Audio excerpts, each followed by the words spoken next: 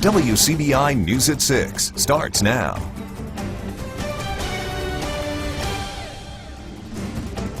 Thanks for joining us tonight. Another inmate from the Noxubee County Community Work Center in Macon escapes, but his time on the run is short-lived. The Mississippi Department of Corrections says workers discovered 29-year-old Terry Pierce Jr. was missing just before 4 o'clock this afternoon. Noxubee County Sheriff Terry Grassery says Pierce stole a vehicle and the chase ends in a crash. Take a look at this dramatic scene.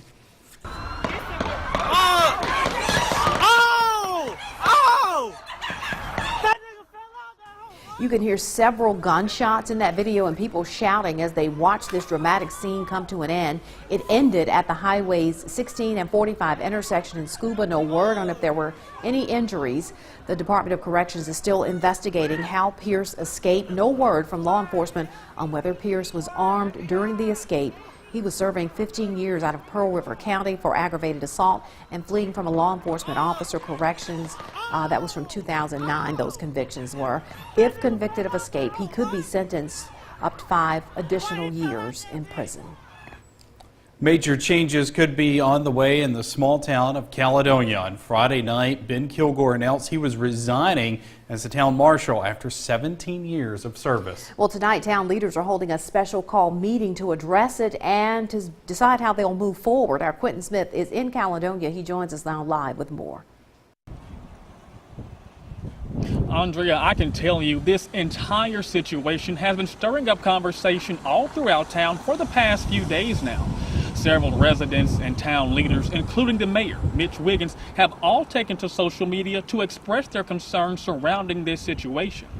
The mayor tells us Kilgore was actually placed on paid administrative leave on Friday prior to his resignation. Now, according to Wiggins, Kilgore was placed on leave for multiple reasons, which includes personnel matters between Kilgore and other deputy marshals, as well as issues involving Kilgore's disagreements with certain policies that the Board of Aldermen passed during its meeting just last week. Tonight, Wiggins says he expects the board to accept Kilgore's resignation and also appoint an interim town marshal to fill that position. Now, I can tell you, a steady crowd of residents are continuing to pour into Town Hall for tonight's special call meeting that's getting underway right now as we speak.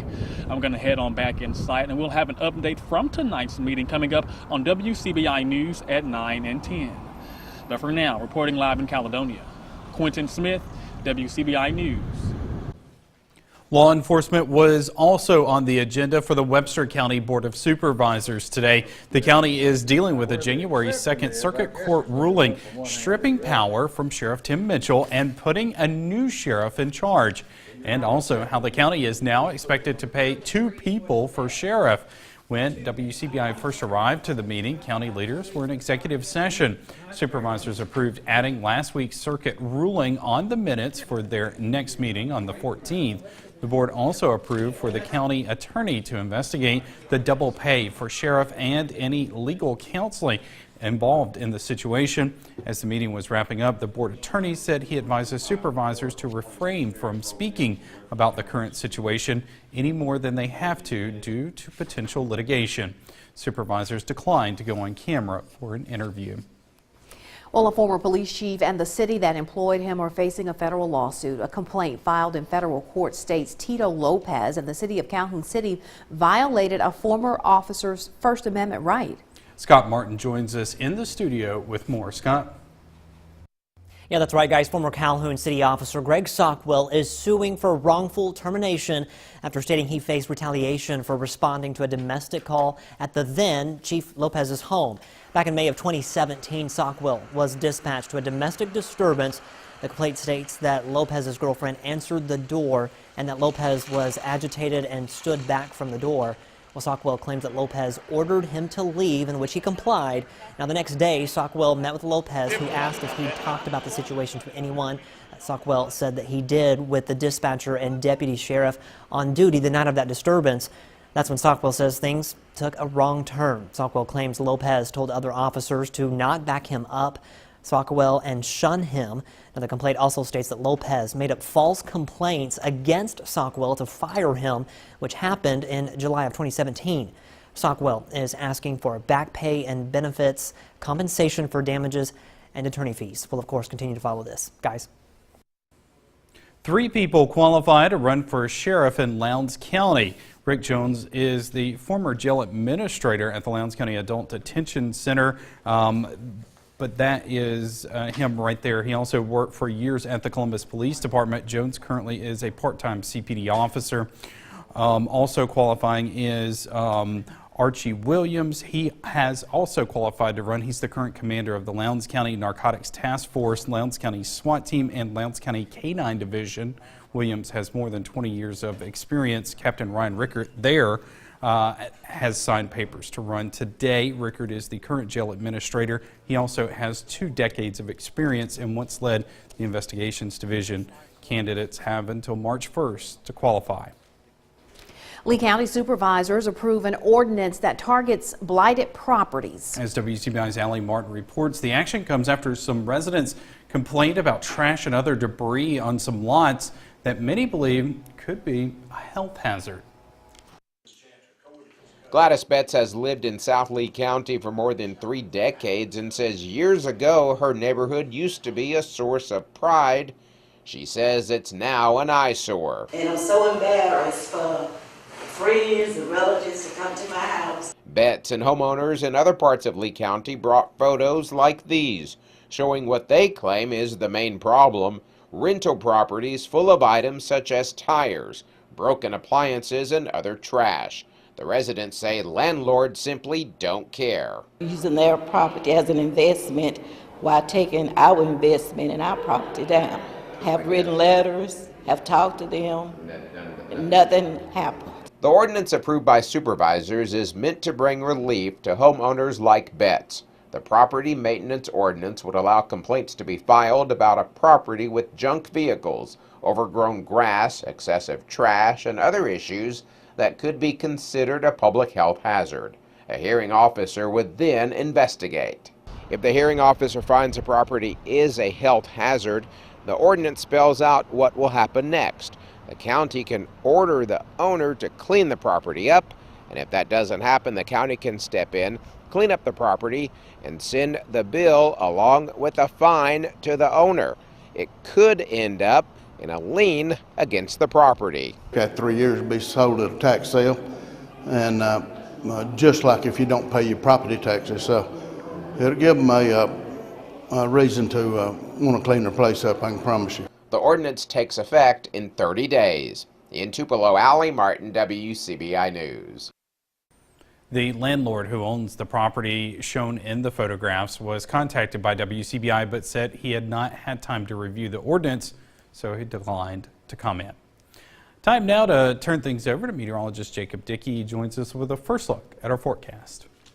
Hey Joey, it is dark and a few isolated showers out there right now, but overall really quiet after some sunshine this morning made those temperatures feel quite nice. Here's where that light band of showers is now pushing into West Alabama through Monroe County down towards Oktibbeha and Lowndes County here. The best chance to see a few raindrops could be for our friends in Hamilton down towards Soldier, maybe even Vernon into Fayette, Alabama. A few isolated raindrops though can't be ruled out as part of this big system moving off to the north end of these. All that heavy rain and snow up into the New England area. We stay on the drier side of it to the south. Off to our west, though, some showers moving into California. This is going to affect the Alabama game here coming up. Also brings us some rain later this weekend. I've got those details and more coming up in just a bit. All right, thanks a lot, Jacob. Rain and roads don't always mix well. Lately, we're seeing the truth behind that as we are hitting the highways. No doubt about it. Recent heavy rains have left an impact on roads across the state, including North Mississippi. Our Jory Talley looks at some of the damage firsthand today. She joins us now in the studio live with more. Jory. Washouts and potholes are big concerns for many road departments, including Oktibbeha counties. Today, workers begin to tackle some of the problem areas, but with so many miles of road to fix and more rain and cold weather predicted, concerns keep growing. We've all been there, driving down the road and all of a sudden you hit a pothole or rut, and your tire's worst enemies seem to spring up more after a heavy downpour and when it's cold outside. Oktibbeha County is feeling the weather's impact. The excessive amount of rain has increased the problems in all the counties, what happens is these paved roads that already have some base failure in them, some cracks in them, when the water fills the cracks and the vehicles drive over the cracks and it just makes potholes. And then car gets and the pothole gets larger and larger and larger. So we've seen that a lot. District 4 Supervisor Brickley Miller says repair is only half of it. There are also extra maintenance issues. Of course, on the dirt roads in the county, just the ability for the water to flow off of the roads and the culverts filling with the leaves and stuff. But that's also something the county tackles on a regular basis. In District 4, we resurfaced about 16 miles of roads already in this term. So the newer roads and the resurfaced roads are not seeing these issues, but you have so many miles of roads that still need some maintenance. Miller says a break in the rain will give them a chance to get to work on filling those potholes. You have to rake the water out of them before you put the coal mix in, because if you don't, it just comes right out. It won't stick to the base. And then as far as cleaning the ditches, we're just back cleaning the ditches and grading our gravel roads, to pull that rock back to the top so they'll be easier for our constituents to drive on. Miller says road work will continue as long as the weather stays dry. Court cases should be moving more smoothly in Lee County. We check in with the county's newest judges when we come back.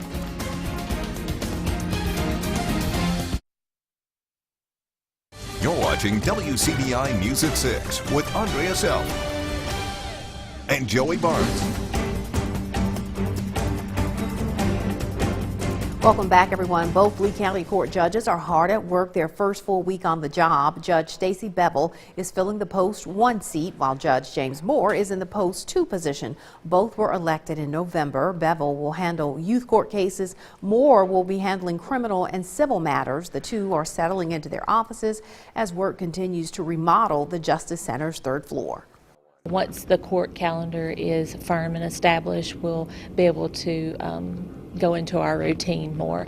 We have been, last week especially, our goal was to get our staff situated. There was just no way one judge could do this in an expeditious manner, and our goal, now that we've got two judges, the county and the state of Mississippi was kind enough to give us both this opportunity to have two judges, so we want to make good use of the taxpayers' money in that time and make sure that they've got an efficient court. The switch to two judges was made without any extra staff. Judges Bevel and Moore have 6 months to close out their private practices. State lawmakers gather in Jackson tomorrow to kick off the 2019 legislative session. Several key items will be discussed during the session, including teacher pay, education funding, and money for roads and bridges. This year's session will be the last one for Governor Phil Bryant as his second term winds down. WCBI will be at the Capitol tomorrow, and we'll bring you updates as lawmakers get down to work. Rolling on through right now, the cold air we've all been, well, maybe wanting or maybe not. It's coming back anyway. Spring is on its way out. Also, more heavy rain is expected this weekend. I've got those details for you coming up here after the break. Your WCBI First Alert AccuWeather forecast with meteorologist Jacob Dickey.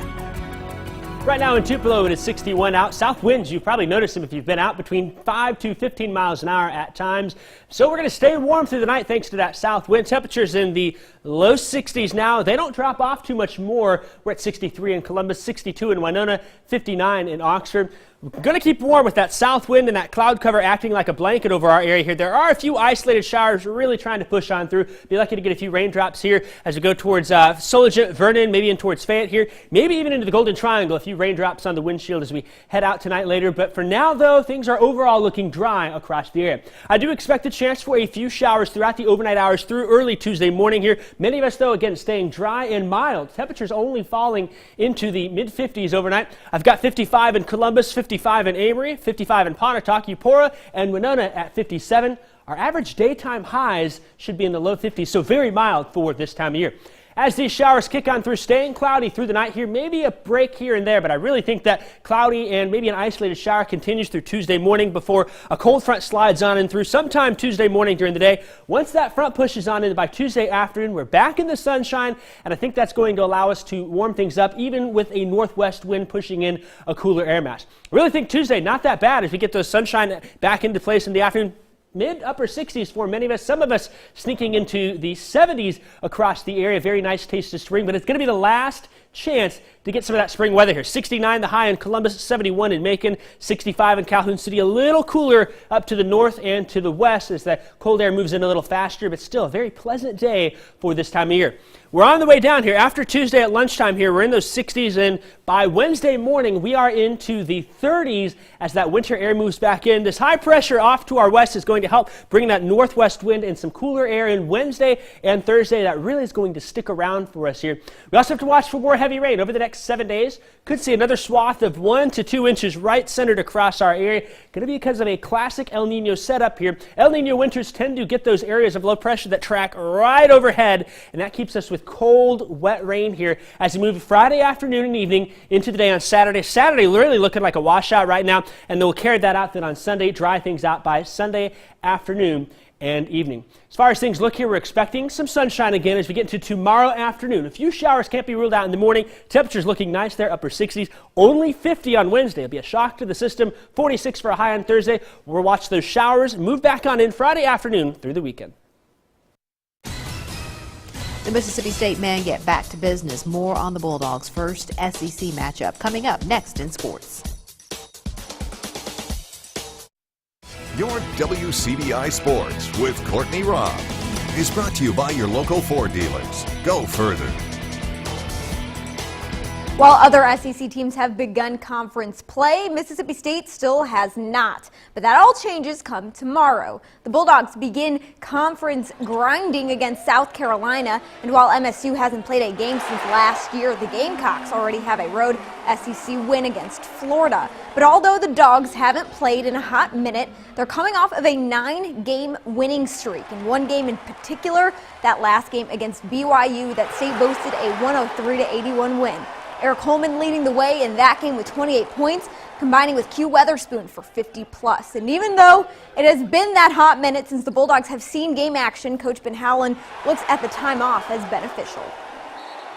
I only look at it as positive. I think we got a lot done with our practices, and we're able to do a lot of things to try to shore up some things, improve, and at this point,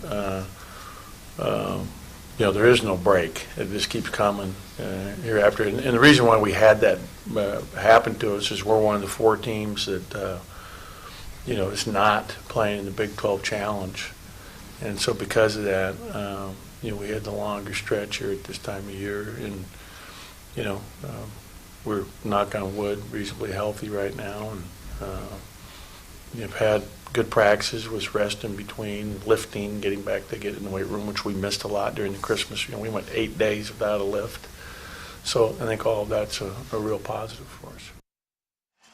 Ole Miss had its start to conference play Saturday and also had its first SEC win, in large part because of junior guard Breein Tyree. Tyree, named SEC Player of the Week, had a career night with a career high of 31 points in the Rebels' win at Vanderbilt. The win marked the 8th straight win for the Rebels. It was the highest point total of any player in an SEC opener. Tyree currently ranks 2nd in the SEC in scoring, averaging around 18 points per game, 3rd from the field with 53%, and 4th at the line at 83%. It's the first SEC Player of the Week honor of the year for Ole Miss. Head coach Kermit Davis says Tyree's improvements are a sign of his maturity. So his life is real simple. He's maturing those kind of ways. His loud voice in the gym every time you come to practice. And when all those things, all the academics, leadership, loud voice, work ethic, if you got talent, then you'll start seeing it, and sometimes these guys can't get it all right. The academic lacks, and he's struggling, or he's fighting this a little bit, or fighting the leadership part a little bit, or so all those things, I'm telling you. But when they all kind of come in line and you get a guy that talented, then that's what you'll see. You'll see a guy that'll, he'll evolve as one of the best players in the SEC. But now, can repeat the process every single day, handle success, and being able now, when teams are really keying on him, just keep doing it. Not trying to get 31 every night, but playing like that. Well, tonight is the night, the Alabama Crimson Tide versus the Clemson Tigers, and only one will come out with a national championship title. Alabama comes into the contest as the #1 ranked team. The two teams' last meeting was in the college football playoffs last season with a 24-6 Alabama victory. That game will be at 7 o'clock on ESPN. That's it for sports. Your last look is coming up next. I don't know about you guys, but the spring weather we've had has been wonderful, hasn't it? I rather enjoyed Saturday. Yes. Yes, great weekend. Today wasn't all that Not bad. going to last long. You what? It's not going to last long. No, it is not. Tomorrow will be a little bit breezy, still kind of a transition day, nice weather in the afternoon, but by Wednesday, what a drop. 20 degrees cooler than we are on Tuesday. No. Winter coming back with a vengeance. We'll be watching for some heavy rain into the weekend. All right, the scarf's back out. That's right, yeah. Couldn't go too long without raining, right? All right, thanks for joining us, everyone. Have a good night.